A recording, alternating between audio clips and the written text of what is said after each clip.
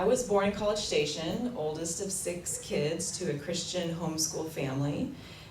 So my upbringing looked a little different. I drove around as a kid in a 12-passenger van, did a lot of things with my siblings, went to a lot of church functions.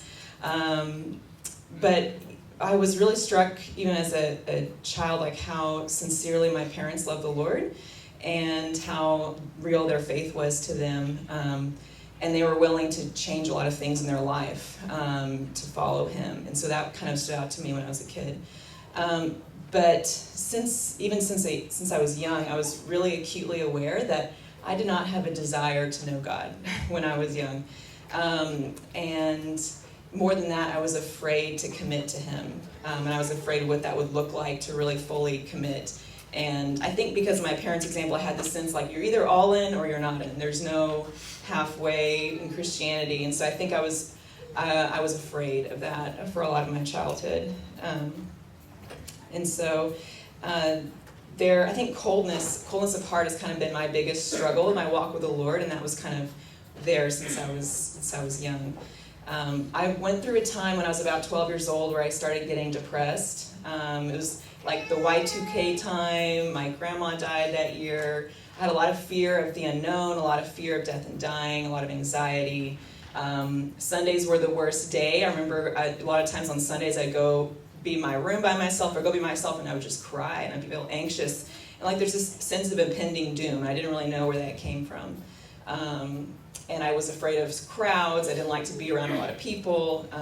So there was one time we were at a church event and I had that kind of sense of impending doom come on me. I went into a bathroom stall and locked it, and I just sat there waiting for like this episode to pass. And I remember praying for the first time I initiated my own prayer on my own, and I just said, God, if you're there and if you care, can you help me? And I just remember in that moment having just this sense, like a flood of God's presence, like his physical presence, and the peace enter my mind in a way I'd never experienced before. And it was very much not something like I felt like I could have conjured up.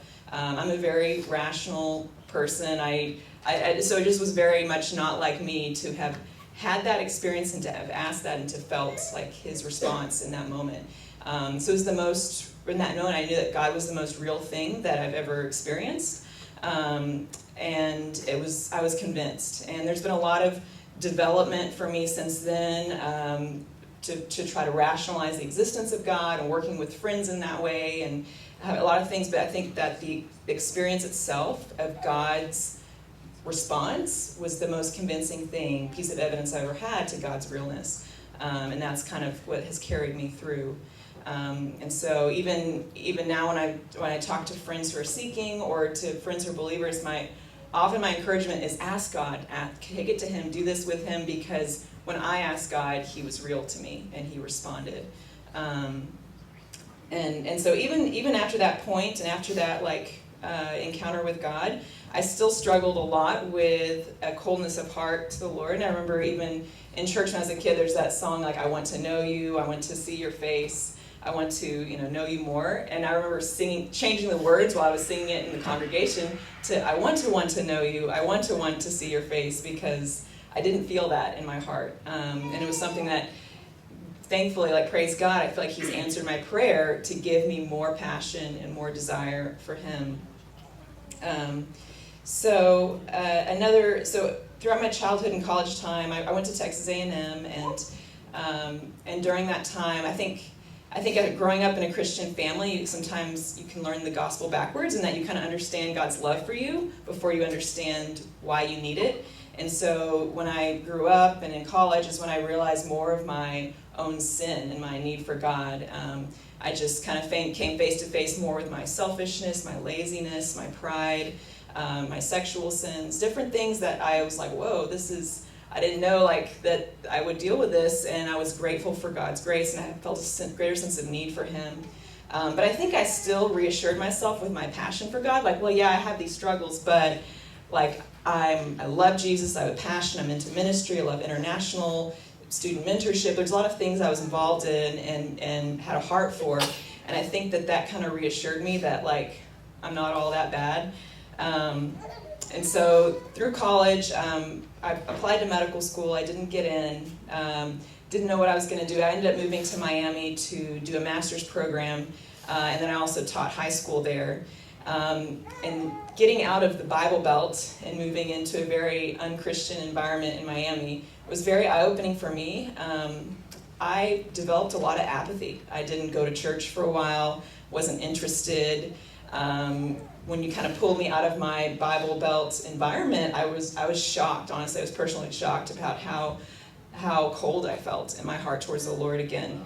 And I started teaching high school while I was reapplying to medical school, and going from homeschool background to public school, inner city Miami high school, it was very different. And so the kids I taught had a very different childhood than I did, and my eyes were open to the struggles of so many people. And I started thinking about the gospel in a new way, and realized like the way Christ has set this up so that any of us can come to him.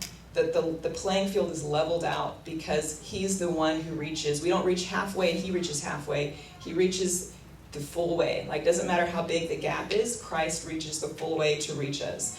And so I was just so impressed with like the beauty and the perfectness of the gospel. And so as I was starting to love, my kids that I was teaching, I started praying for them.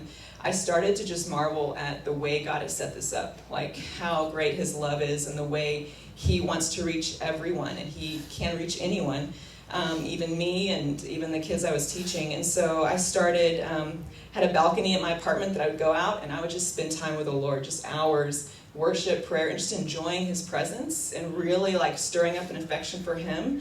And this is like during a time I wasn't really connected in a lot of church things. I didn't have a ministry. I didn't really have a passion to go overseas anymore. And all these things that I had in my heart were kind of gone. But that love, like God stirred up a love in my heart for him again. And so I feel like at that moment, I realized it wasn't even, I don't even have my own passion for the Lord. He's the one who puts it there. And so like really all I had to do was turn to him, and he puts everything that he wants in my heart there, and he can change our hearts. And so, some of the verses that have been like stood out to me over time, Psalms 34:8 says, "Taste and see that the Lord is good. Blessed is the one who takes refuge in him." And also that he turns the deserts into pools of water and the parched grounds into spring.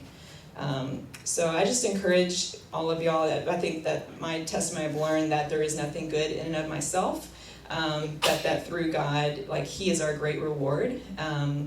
And that his grace can completely change our hearts.